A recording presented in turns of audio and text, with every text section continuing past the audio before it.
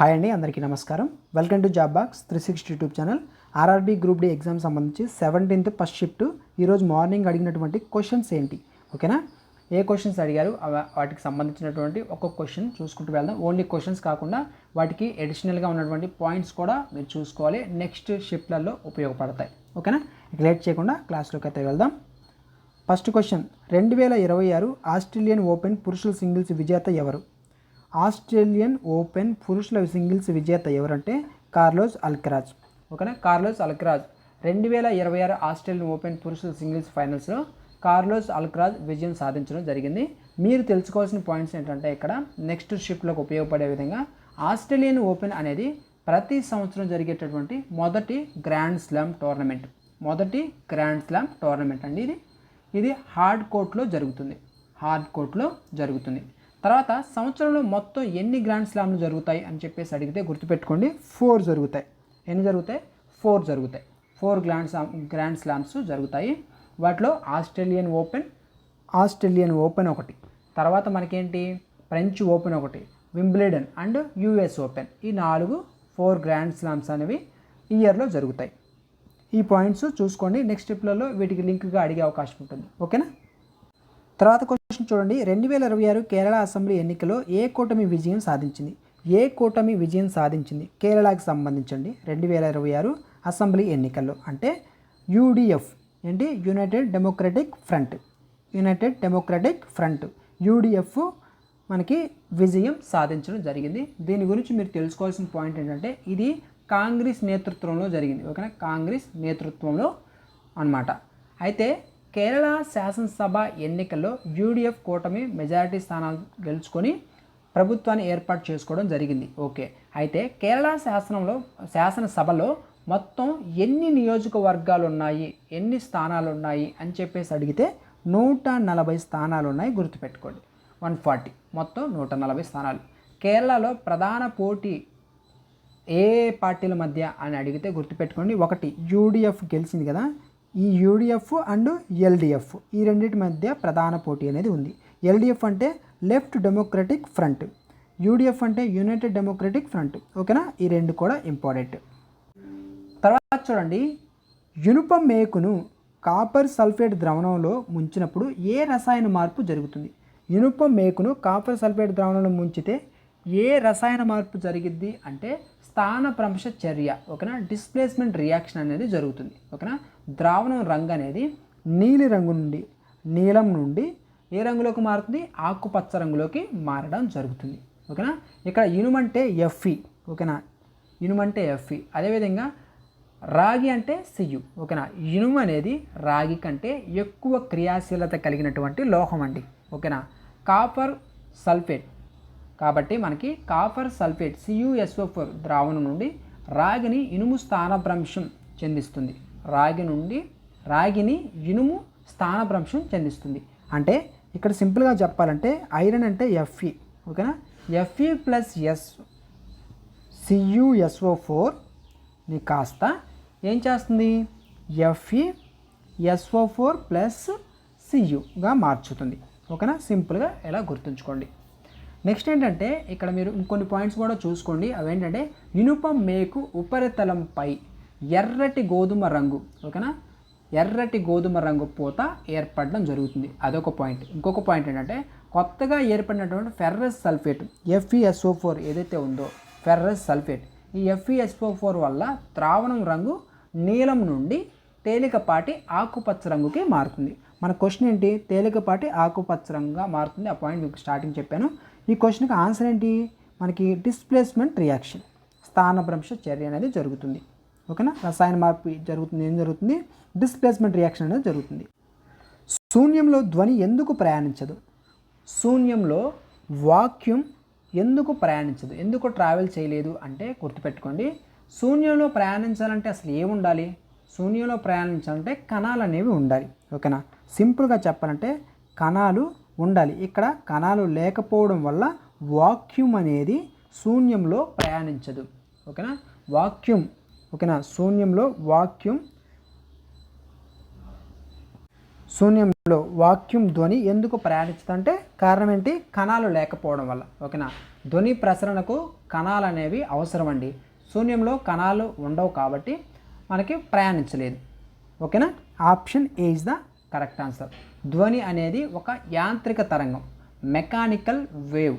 ఓకేనా, తరంగ ప్రసారానికి స్థితిస్థాపకత కలిగినటువంటి యానకం. అంటే ఘన స్థితిలో ఉండొచ్చు, అది ద్రవ స్థితి అవ్వచ్చు, లేదా వాయు స్థితిలో అయినా ఉండొచ్చు. ఓకేనా, లిక్విడ్, సాలిడ్ అండ్ గ్యాస్ స్టేట్స్లో ఉండొచ్చు అనమాట. తప్పనిసరిగా ఉంటేనే అది ప్రయాణించగలదు. ఓకేనా, అయితే మనకి ఇంకొన్ని పాయింట్స్ ఏంటంటే ధ్వని వేగం ఘన పదార్థాల్లో ఎక్కువగా ఉంటుంది. ఓకేనా, సాలిడ్లో ఎక్కువగా ఉంటుంది, అదే గ్యాసెస్లో అయితే తక్కువగా ఉంటుంది. ఓకేనా, వాయువుల్లో అయితే అత్యల్పంగా, ఘన పదార్థాల్లో అయితే అత్యధికంగా ఉంటుంది. ఓకేనా, ఇవి కూడా ఇంపార్టెంట్ చూసుకోండి. రసాయన శాస్త్రవేత్త ఫ్రెడరిక్ వోలర్ దేని సంశ్లేషణకు ప్రసిద్ధి చెందారు? వోలర్ గుర్తుపెట్టుకోండి, దేని సంశ్లేషణకు ప్రసిద్ధి చెందారు అంటే యూరియాకండి. ఓకేనా, ఎందుకంటే 1828లో ప్రయోగశాలలో అకార్బన సమ్మేళనం నుండి మొదటి కార్బన్ సమ్మేళనమైనటువంటి యూరియాను తయారు చేసిన రసాయన శాస్త్రవేత్తల్లో ఒక రసాయన శాస్త్రంలోనే విప్లవం తెచ్చినటువంటి వ్యక్తి ఎవరు అంటే వోలర్ అన్నమాట. ఓకేనా, ఎవరు? వోలర్. ఈ వోలర్ ప్రయోగంతో జీవశక్తి సిద్ధాంతం, విటల్ ఫోర్స్ థియరీ తప్పు అని చెప్పేసి రుజువు అవడం కూడా జరిగింది. యూరియాకి సంబంధించిన కెమికల్ ఫార్ములా కూడా, రసాయన సూత్రం కూడా ఇంపార్టెంటే, అది కూడా చూసుకోండి. CONH2. ఓకేనా, ఇది ఇంపార్టెంటే, చూసుకోండి. ఓకేనా, మొక్కలలో కిరణజన్య సంయోగ క్రియకు బాధ్యత వహించే కణజాలం ఏది అంటే ఏంటంటే క్లోరెన్ కైమా. గుర్తుపెట్టుకోండి, క్లోరెన్ కైమా. ఇక్కడ ఇచ్చినటువంటి ఆప్షన్స్లో అది లేదు, క్లోరెన్ కైమా అనేది ఆన్సర్. ఇది మృదు కణజాలం ఏదైతే పేరెంట్ కైమా ఉందో దాని యొక్క రూపాంతరం అన్నమాట. ఓకేనా, క్లోరెన్ కైమా అనేది. ఇక్కడ కొన్ని పాయింట్స్ ఏంటంటే క్లోరోఫిల్లు, మీసోఫిల్లు ఇవి కూడా చూసుకోండి, అవి కూడా అడిగే అవకాశం ఉంటుంది. క్లోరోఫిల్ అంటే అండి పత్రహరితం. మనకి క్లోరెన్ కైమా కణాల్లో హరిత రేణువులు సమృద్ధిగా అయితే ఉంటాయి. హరిత రేణువులు క్లోరోప్లాట్స్ అనేవి సమృద్ధిగా అయితే ఉంటాయి, ఇవి సూర్యకాంతిని గ్రహిస్తాయి. ఓకేనా, అదే పత్రాంతర కణజాలం అంటే మీసోఫిల్ ఏంటి చూసుకోండి, మీసోఫిల్ ఇది కూడా ఇంపార్టెంటే. ఓకేనా, మీసోఫిల్ గురించి చూస్తే ఆకులలోని పై పొర, కింది పొరల మధ్య ఉండేటటువంటి ఈ కణజాలంలోనే కిరణజన్య సంయోగ క్రియ, ఫోటోసింథసిస్ ఎక్కువగా జరుగుతుంది. ఓకేనా, ఆకు పై పొర, కింది పొర మధ్యలో కణజాలంలో కిరణజన్య సంయోగ క్రియ ఎక్కువగా జరుగుతుంది. మొక్కలలో నీరు మరియు ఖనిజ లవణాల రవాణా చేసే మృత కణజాలం ఏది? మీకు ఆల్రెడీ నీరుకు సంబంధించి మొక్కలలో నీరు అనగానే గుర్తు రావాల్సినటువంటి ఆన్సర్ ఏంటి, దానికి సంబంధించి ఆల్రెడీ బిఫోర్ మార్నింగ్ అప్లోడ్ చేసిన వీడియోలో మొక్కలలో నీటికి సంబంధించి ఫుడ్ ఏదైతే ఆహారం ఉంటుందో ఆహారానికి ప్రయాణానికి సంబంధించి, మొక్కల ప్రయాణానికి సంబంధించి దాని డైరెక్షన్స్ అవన్నీ నీట్గా చెప్పాను. ఒకసారి ఆ వీడియో చూసుకోండి. బయాలజీకి సంబంధించి ఇంపార్టెంట్ క్వశ్చన్స్ చెప్పాను. ఓకేనా, వాటిలో ఆల్రెడీ చెప్పాను. ఇక్కడ ఆల్రెడీ ఫస్ట్ షిఫ్ట్లో కూడా ఆ క్వశ్చన్ అడిగారు. ఓకేనా, ఒకసారి చూసుకోండి. ఇక్కడ మనకి మొక్కలు నీరు మరియు ఖనిజ లవణాలను రవాణా చేసే మృత కణజాలం ఏది అంటే మొక్కలు అనగానే జైలం గుర్తు రావాలి. ఓకేనా, జైలం వేర్ల ద్వారా గ్రహించిన నీరు మరియు ఖనిజ లవణాల యొక్క మొక్క పై భాగాలకు ఏక దిశలో రవాణా చేస్తుంది. యూని డైరెక్షనల్ అంటాం. ఓకేనా, యూని డైరెక్షనల్లో రవాణా చేస్తుంది. అదే బై డైరెక్షనల్ అంటే ఆహారం రవాణాని బై డైరెక్షనల్ అంటాం. ఇక్కడ వాటర్ అయితే యూని డైరెక్షనల్ ట్రాన్స్పోర్ట్ అనేది ఉంటుంది. ఓకేనా, గ్లోబల్ క్లైమేట్ రిస్క్ ఇండెక్స్ 2026లో భారతదేశం ఎన్నో స్థానంలో నిలిచిందంటే 9th ప్లేస్లో నిలవడం జరిగింది. 9వ స్థానంలో. తీవ్రమైన వాతావరణ మార్పులు మరియు ప్రకృతి విపత్తుల వల్ల ప్రభావితమయ్యేటటువంటి దేశాల జాబితాలో భారతదేశం యొక్క ర్యాంకు 9th ర్యాంక్ అనమాట. ఫ్లెమింగ్ ఎడమ చేతి నిబంధనలో బొటన వేలు దేని దిశను సూచిస్తుంది? మీరు చూసుకుంటే బొటన వేలు, తర్వాత చూపుడు వేలు, తర్వాత మిడిల్ వేలు, ఇవేవైతే ఉంటాయి మధ్య వేలు, చూపుడు వేలు, బొటన వేలు, ఈ యొక్క డైరెక్షన్స్ దేన్ని సూచిస్తాయి వీటిని కూడా చూసుకోండి, ఖచ్చితంగా అడుగుతున్నారు. ఓకేనా, ఇక్కడ ఫ్లెమింగ్ ఎడమ చేతి నిబంధనలో బొటన వేలు దేన్ని సూచిస్తుంది అనేది క్వశ్చన్. అయితే దేన్ని సూచిస్తుంది? ఫోర్స్ లేదా చలన దిశ, అంటే మోషన్ ఆర్ ఫోర్స్ అనమాట. ఇక్కడ చూస్తే motion or force or motion, బలము లేదా చలనాన్ని చూపిస్తుంది. Option C is the correct answer. అదేవిధంగా మనం గమనిస్తే ఒక్కొక్కటి బొటన వేలు కానీ, చూపుడు వేలు కానీ, మధ్య వేలు కానీ మూడింటిని ఏది దేనికి సంబంధించింది అనేది చూసుకోవాలి. ఓకేనా. ఫ్లెమింగ్ ఎడమ చేతి నిబంధనల ప్రకారం మనకి ఇక్కడ బొటన వేలు ఏదైతే ఉంటుందో ఫస్ట్ ఆఫ్ ఆల్ మనకు చూస్తే బొటన వేలు దేన్ని చూస్తుంది, ఇప్పుడే చూసాం ఫోర్స్ ఆర్ మోషన్ని చూపించడం జరుగుతుంది బొటన వేలు. ఓకేనా. తర్వాత మనం గమనిస్తే చూపుడు వేలు, ఈ చూపుడు వేలు ఏదైతే ఉంటుందో ఈ చూపుడు వేలు దేనికి సంబంధించి అంటే అయస్కాంత క్షేత్రం. ఓకేనా, అయస్కాంత క్షేత్రం. తర్వాత మధ్య వేలు, మధ్య వేలు వచ్చేసరికి విద్యుత్ ప్రవాహం. ఓకేనా, విద్యుత్తుకు సంబంధించినటువంటి ప్రవాహం మధ్య వేలు. ఓకేనా, ఇది కరెంట్కి సంబంధించి, ఇది మ్యాగ్నెట్ ఫీల్డ్కి సంబంధించి, ఇది వచ్చేసరికి మనకి ఏంటి ఫోర్స్ ఆర్ మోషన్కి సంబంధించింది. ఓకేనా. ఇంకొన్ని ఇంపార్టెంట్ పాయింట్స్ ఏంటంటే Fleming left hand rule, Fleming right hand rule, ఈ రెండు రూల్స్ ఇంపార్టెంటే. ఇక్కడ ఫ్లెమింగ్ ఎడమ చేతి నిబంధన, ఫ్లెమింగ్ లెఫ్ట్ హ్యాండ్ రూల్ ఏంటంటే విద్యుత్ మోటార్ గుర్తుపెట్టుకోండి. విద్యుత్ మోటార్ పనిచేసే సూత్రాన్ని అర్థం చేసుకోవడానికి ఉపయోగించేది ఫ్లెమింగ్ ఎడమ చేతి నిబంధన. అదే ఫ్లెమింగ్ కుడి చేతి నిబంధన ఏది అంటే విద్యుత్ జనరేటర్, ఎలక్ట్రిక్ జనరేటర్ ఏదైతే ఉందో ఈ యొక్క ఎలక్ట్రికల్ జనరేటర్ ప్రేరిత విద్యుత్ దిశను కనుక్కోవడానికి ఉపయోగించేది ఫ్లెమింగ్ కుడి చేతి నిబంధన. తర్వాత చూడండి, భౌతిక శాస్త్రంలో పని లెక్కించే సరైన సూత్రం ఏది? వర్క్కు సంబంధించిన ఫార్ములా అడిగారు. ఓన్లీ ఫార్ములా నేర్చుకుంటే సరిపోదు. ఫార్ములాలో ఉన్న ప్రతి లెటరు దేన్ని డినోట్ చేస్తుంది, కొన్ని ఇంపార్టెంట్ పాయింట్స్ ఉన్నాయి, అవి కూడా చూసుకోండి. ఓకేనా. ఇక్కడ మనకి వర్క్, పని ఈజ్ ఈక్వల్ టు ఏమవుతుంది, బలము into work is equal to force into displacement. అంతే కదా, ఫోర్స్ ఇంటూ డిస్ప్లేస్మెంట్.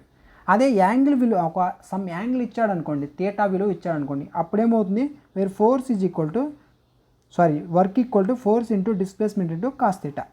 అంతే కదా. మీకు ఆల్రెడీ ఈ ఫార్ములాస్కి సంబంధించి కూడా కొన్ని ప్రాబ్లమ్స్ అనేది చెప్పాను. ఓకేనా, ఫిజిక్స్లో. అయితే మనకి వర్క్ ఈక్వల్ టు ఈ రెండు ఫార్ములాస్ అయితే ఉన్నాయి. అయితే దీంట్లో మనకి ఎఫ్ అంటేనేమో ఫోర్స్, డి అంటే డిస్ప్లేస్మెంట్. ఓకేనా. ఒక వస్తువుపై బలాన్ని ప్రయోగించినప్పుడు ఆ బలం ప్రయోగించిన దిశలో జరిగిన స్థానభ్రంశం ఆధారంగా చేసే దానినే పని అని లెక్కిస్తారు. పని అని చెప్పేసి చెప్పడం జరుగుతుంది. ఓకేనా. అదేవిధంగా ఇక్కడ మనకి పనికి సంబంధించినటువంటి యూనిట్స్ ఏంటి, జౌల్స్ అనమాట. ఓకేనా. యూనిట్స్ ఏంటంటే జౌల్స్ లేకపోతే న్యూటన్ మీటర్. ఓకేనా, యూనిట్స్ కూడా ఇంపార్టెంటే, చూసుకోండి. తర్వాత పని అనేది ఒక అదిశ రాశి, వర్క్ అనేది ఒక స్కేలార్ క్వాంటిటీ. ఇవన్నీ ఇంపార్టెంటే అండి. మీకు ఒక్కొక్కటి ఒక్కొక్క క్వశ్చన్ అవుతుంది, గుర్తుపెట్టుకోండి. సెంట్రల్ ప్రాబరీ ఆఫీసర్ సిపిఓ పోర్టల్ను ప్రారంభించిన సంస్థ ఏదంటే నీతి ఆయోగ్ ప్రారంభించడం జరిగింది. నీతి ఆయోగ్. ఓకేనా. నీతి ఆయోగ్ ఎప్పుడు స్టార్ట్ అయింది? నీతి ఆయోగ్ జనవరి 1, 2015లో ప్రణాళికా సంఘం స్థానంలోకి ఏర్పడడం జరిగింది. ప్రణాళికా సంఘం, ప్లానింగ్ కమిషన్ ఏదైతే ఉంటుందో ఆ ప్లానింగ్ కమిషన్ ప్లేస్లోకి వచ్చింది ఈ యొక్క నీతి ఆయోగ్ జనవరి 1, 2015లో. ఓకేనా, ఇది ఇంపార్టెంట్. నీతి ఆయోగ్ యొక్క అధ్యక్షుడు భారత ప్రధానమంత్రి, ప్రజెంట్ నరేంద్ర మోదీ గారు. భారత ప్రధాని ఎవరైతే ఉంటారో వాళ్ళు అధ్యక్షత వహించడం జరుగుతుంది నీతి ఆయోగ్కి సంబంధించి. 2026 సంవత్సరంలో భారతదేశం ఏ అంతర్జాతీయ సమూహానికి అధ్యక్షత వహించిందంటే బ్రిక్స్కి అధ్యక్షత వహించడం జరిగింది. బ్రిక్స్ అంటే ఏంటి? బ్రిక్స్లో ప్రతి లెటర్ ఒక దేశాన్ని సూచించడం జరుగుతుంది. బి అంటే బ్రెజిల్, అండ్ ఆర్ అంటే రష్యా, తర్వాత ఐ అంటే ఇండియా, సి అంటే చైనా, ఎస్ అంటే సౌత్ ఆఫ్రికా. ఓకేనా. ఈ కూటమి ఏదైతే బ్రిక్స్ ఉందో బ్రిక్స్కి సంబంధించినటువంటి దేశాలు అయితే ఇవన్నమాట. ఓకేనా, ఇవి చాలా ఇంపార్టెంట్. ఇక 18వ బ్రిక్స్ సదస్సు భారత్ తన అధ్యక్షతన 2026 సెప్టెంబర్ 12 నుంచి 13 తేదీలో న్యూఢిల్లీలో నిర్వహించడం జరిగిందనమాట. 18వ బ్రిక్స్ శిఖరాగ్ర సదస్సు, 18th బ్రిక్స్ సమ్మిట్. ఓకేనా. తర్వాత ఈ బ్రిక్స్కి సంబంధించి ఇండియా రిలేటెడ్గా చూసుకుంటే 4వసారి అధ్యక్షత వహించడం జరిగింది. భారతదేశం బ్రిక్స్ కూటమికి అధ్యక్షత వహించడం ఇది 4వసారి. గతంలో 2012లో ఒకసారి, 2016 ఒకసారి, 2021 అండ్ 2026. ఓకేనా. ఈ 4 సంవత్సరాలు బ్రిక్స్కి ఇండియా అధ్యక్షత వహించడం జరిగింది. ఓకేనా. మానవ జీర్ణాశయంలో జఠరరసం గ్యాస్ట్రిక్ జ్యూస్ pH విలువ సాధారణంగా ఎంత ఉంటుంది? pH విలువ ఏంటి? గ్యాస్ట్రిక్ జ్యూస్కు సంబంధించిన pH విలువ మనకి 1.5 to 3.5 మధ్యలో ఉంటుంది. 1.5 నుంచి 3.5 మధ్యలో అయితే ఉంటుంది. Option A is the correct answer. లైంగిక నేరాల నుండి పిల్లలను రక్షించడానికి రూపొందించబడినటువంటి పోక్సో చట్టం ఏ సంవత్సరంలో అమల్లోకి వచ్చింది అంటే సంవత్సరం వచ్చేసరికి 2012 అండి. 2012 ఓకేనా. మనకి ఈ చట్టం ఏదైతే లైంగిక నేరాల నుండి పిల్లలను రక్షణ కల్పించే చట్టం 2012లో రావడం జరిగింది. ఓకేనా, 2012. మీకు క్వశ్చన్తో పాటు కొన్ని అడిషనల్ పాయింట్స్ కూడా చెప్పాను. వాటిని కొంచెం జాగ్రత్తగా చూసుకొని నెక్స్ట్ షిఫ్ట్లలో ఎగ్జామ్ అయితే రండి. అందరికీ all the best. Thanks for watching.